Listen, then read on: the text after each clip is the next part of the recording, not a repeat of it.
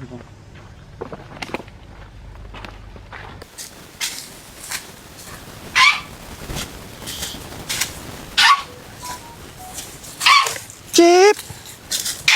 oh oh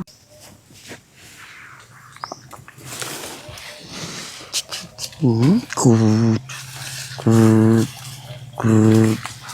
crude crude crude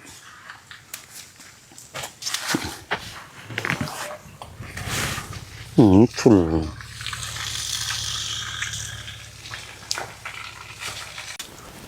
chip chip chip chip បងប្អូនទាំងគ្នាខ្ញុំស្ដាយបន្តិចដែរដោយនៅថ្ងៃទី30 ខែ 6 ឆ្នាំ 2025 នេះ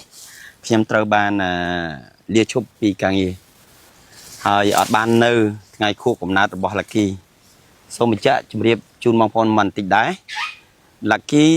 ត្រូវបានខ្ញុំរៀបចំឲ្យមាន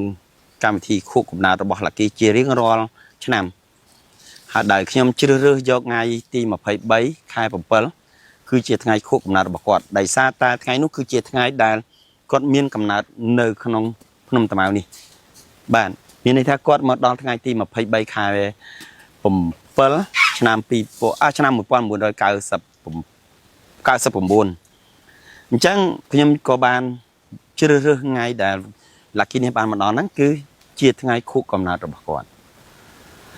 ខ្ញុំស្ដាយអត់បាននៅដល់ថ្ងៃខួបកំណើតរបស់គាត់ក៏ប៉ុន្តែប្រហែលទេខ្ញុំនឹងឡើងមកមានទាំងទិញចំណីទិញអីមកចូលមកដល់ទិញស្បត់ចូលមកក្នុងសួនដើម្បីជួបជាមួយ Lucky ជូន Lucky ក្នុងថ្ងៃខួបកំណើតគីបប៉ាប៉ាអត់បាននៅជាមួយទៀតណាឬនៅរក្សាខ្លួនហើយបានគង់ស្រួលបួលឬនៅអាចចេញដើរលេងជាមួយគេបានអាចដើរចូលទៅព្រៃបានបើសិនជាខ្ញុំអត់នៅប៉ាអត់នៅតកាចគេអត់បញ្ចេញមកខាងក្រៅណាកូនគេដាក់នៅតែក្នុងទ្រុងណាអញ្ចឹងលជាង slot ដើម្បីសម្រាប់គេអាចនាំកូនឯងដើរលេងបានឬនៅចេះឆ្លើយទៀតចេះនេះទៀតអូខេបាយអរគុណបងប្អូនទាំងគ្នា